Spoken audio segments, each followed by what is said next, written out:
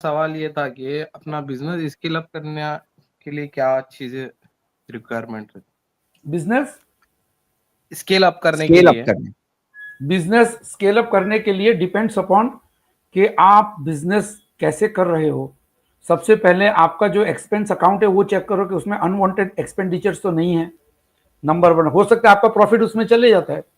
अगर unwanted expenditure जैसे कि रात को गए तो लाइट चालू रहेगी, सैटरडे को लाइट चालू रख के गए, संडे को रात भर दिन भर लाइट चालू रही, तो ये सब खर्चे छोटे छोटे जो रहते हैं ना अनवांटेड, 10-10 मिनट में चाय आ रही है, बिस्किट आ रही है, ये खर्चे अगर आप रोक दो या कम कर दो तो वो आपके प्रॉफिट में इजाफा हो गया, स्केल अप हो गया, बिजनेस उतना ही है, टर्नओवर उतना ही है, राइट। दूसरा ये है कि आपकी सेल्स टीम को सेलिंग नहीं आती, वो मजबूरी में काम करने आ रहा है, उसको नहीं आता है, बेचारे के पास काम नहीं है, वो इंजीनियर नहीं है, वो डॉक्टर नहीं है, खाली बस ड्रॉप आउट है, 12th स्टैंडर्ड पास है, उसको घर चलाना है, उसकी मजबूरी है, इसलिए वो सेल्समैन बन गया। लेकिन अगर आप चाहो तो उससे सेल्स ट्रेनिंग थोड़ा सा इन्वेस्ट और करो, जैसे अपनी दुकान के इंटीरियर्स में करते हो, अपने फर्नीचर और अपने चीज़ों पे करते हो, सहूलतों पे, उसी तरीके से आपकी जो सेलिंग टीम है उसके लिए भी ट्रेनिंग के इंतजाम करें। जैसे कि मुझे लोग बुलाते रहते हैं, एक बार तो रियाद ने मुझे बुलाया था कि भाई हमारी टीम जो है सेलिंग में बहुत कमजोर है, तो मैंने उनके साथ पूरे दिन का ट्रेनिंग लिया। मैंने महसूस किया कि बेचारों को जब ऐसे माहौल से आते हैं जिसमें बातचीत भी नहीं आती बेचारों को, तो मैंने उनको कहा हिम्मत नहीं हारना, तुम ये सब प्रैक्टिस करो, सीख जाओगे।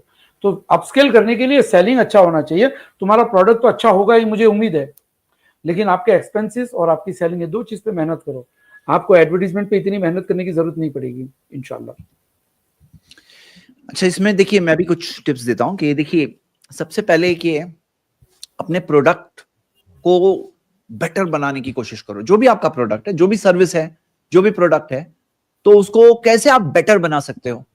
हाँ, जैसे किस तरह से वो और ज्यादा नीड फुलफिलमेंट का काम करे, लोगों की नीड को फुलफिल करने का काम करे। जो भी आपकी प्रोडक्ट है, सर्विस है, हाँ, उसके अंदर जैसे कैसे एफिशिएंसी बढ़ा सकते हैं।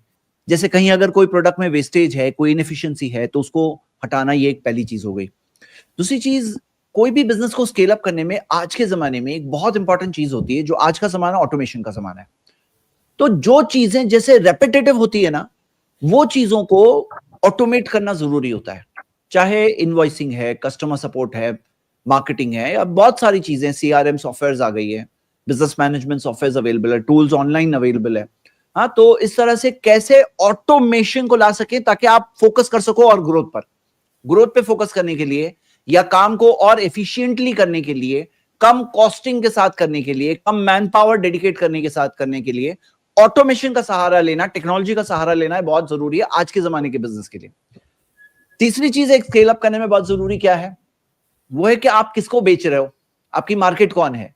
अब देखिए आज क्या हो गया है कि आप सिर्फ लोकल लेवल पे नहीं, आप इंटरनेशनल लेवल पे मार्केट बना सकते हैं, ई कॉमर्स के जरिए, वेबसाइट्स के लिए, सोशल मीडिया सेलिंग के जरिए, वेबसाइट्स के जरिए, हाँ, और जैसे निसार भाई ने बताया कि जैसे इन्फ्लुएंसर्स के जरिए।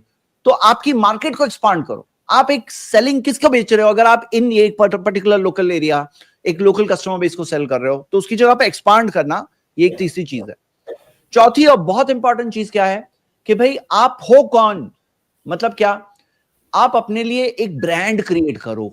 हाँ, ब्रांड क्रिएट करना कि आप कौन हो, अपनी ब्रांड को किसी तरह से इंप्रेस करने की कोशिश करो, कंसिस्टेंसी रखो। जैसे मिसाल के तौर पर, अब मेरा नाम जैद है, कैसे लोग पहचानते हैं, क्योंकि मैं जो शक्ल होती है ना, एक इंसान की शक्ल से पहचानते हैं ना। अब रोज अगर एक इंसान भेष बदल बदल करके आए तो उसको कोई नहीं पहचानेगा कि कौन है। उसी तरह ब्रांड जो होता है उसको कैसे पहचानते हैं, ब्रांड का रिकॉल कैसे होता है, वो ब्रांड की एक कंसिस्टेंसी होती है। तो चाहे लोगो है, चाहे आपकी एंटायर स्टाइल, वो कंसिस्टेंट रखिए राइट फ्रॉम द बिगनिंग। तो ब्रांडिंग के जरिए भी क्या होता है, स्केल अप होता है बिजनेस। ब्रांड, अगर आप ब्रांड बन गए, आप बेटर प्राइसेस ले सकते हैं, आपके पास ज्यादा कस्टमर लॉयल्टी होगी, कस्टमर बार बार आपके पास आएगा।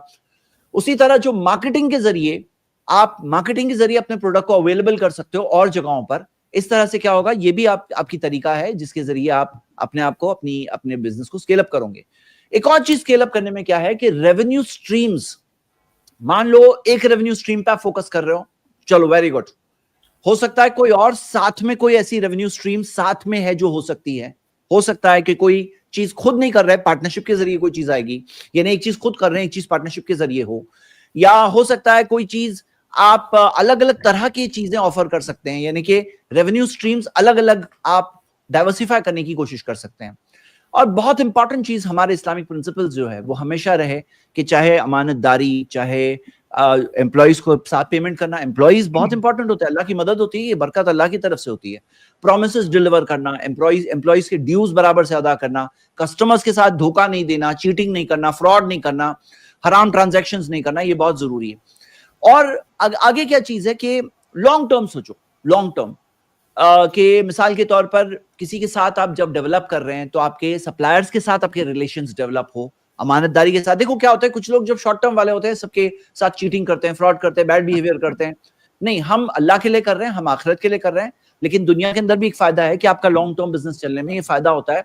सप्लायर्स के साथ आपके रिलेशनशिप्स कैसे हैं, इन्वेस्टर्स के साथ कैसे हैं, कस्टमर्स के साथ कैसे हैं, और ये सारी चीजों के जरिए बिजनेस रिलेशनशिप्स जो होते हैं ना, ये बहुत जरूरी है। लोग बिजनेस में सिर्फ पैसा देखते हैं, हालांकि बिजनेस में बहुत इंपॉर्टेंट चीज देखना चाहिए, वो है रिलेशनशिप्स। और एक और चीज है, वो है अपने फाइनेंसेस को मैनेज करना, एक्सपेंसेस को मैनेज करना। हाँ, प्रॉफिट्स हो रहे हैं उसको किस तरह से आप वाइजली यूज कर सकते हो। जैसे कई बार होता है कि बिजनेस को स्केल अप करने के लिए एक certain part of the profit को री इन्वेस्ट करना होता है ताकि बिजनेस और आगे बढ़े, स्केल अप हो जाए। ऐसा नहीं कि टोटल प्रॉफिट बाहर निकाल लिया, कभी कभार री इन्वेस्टमेंट की जरूरत होती है। तो ये बहुत सारी चीजें हैं। कस्टमर रिटेंशन कैसे होगा, कि कस्टमर्स को किस तरह से आप रिटेन कर सकते हो, ये बहुत इंपॉर्टेंट चीज है। और ऑफ कोर्स आखिर में एक और चीज वो है बरकत, अल्लाह से बरकत की दुआ करना, ग्रोथ की दुआ। अल्लाह की तरफ से रिस्क देने वाला अल्लाह है, हाँ, और अल्लाह ताला से मांगना, हलाल रिस्क मांगना और बरकत की दुआ करना। ये कुछ आइडिया सजेशंस थे फॉर स्केल अप करने के लिए। इसमें जैद भाई, फजर के वक्त लोग सोते रहते हैं हमारे मुसलमान भाई, और जब फजर में रोजी अल्लाह ताला बांटता है उस वक्त सोए हुए रहते हैं मुसलमान लोग, आपने महसूस किया होगा। I would recommend everybody that फजर के बाद कुछ ना कुछ काम करो, कम से कम कुरान याद करो, या कम से कम घर में कुछ ऑर्गेनाइजिंग करो, या दुकान पे जाके शटर खोल के बैठ जाओ। कुछ नहीं तो देखो बरकत कैसी होती है। आप 4-5 बजे अंधेरी स्टेशन, दादर स्टेशन पे जाइए, कितना क्राउड होता है। 8 बजे तक तो लोग जो एक हफ्ते की, जो हम लोग एक हफ्ते में कमाते हैं, 8-9 बजे तक ये लोग माल बेच के निकल जाते हैं, चाहे वो नाश्ता पानी हो। भाई मुस्लिम्स आर मिसिंग आउट। मुसलमान भाई हमारे फजर का वक्त गवा देते हैं। हम लोग वो अंग्रेजों की तरह 10 से 5 वाले हो गए, हालांकि फजर के बाद ही काम होना चाहिए असल में।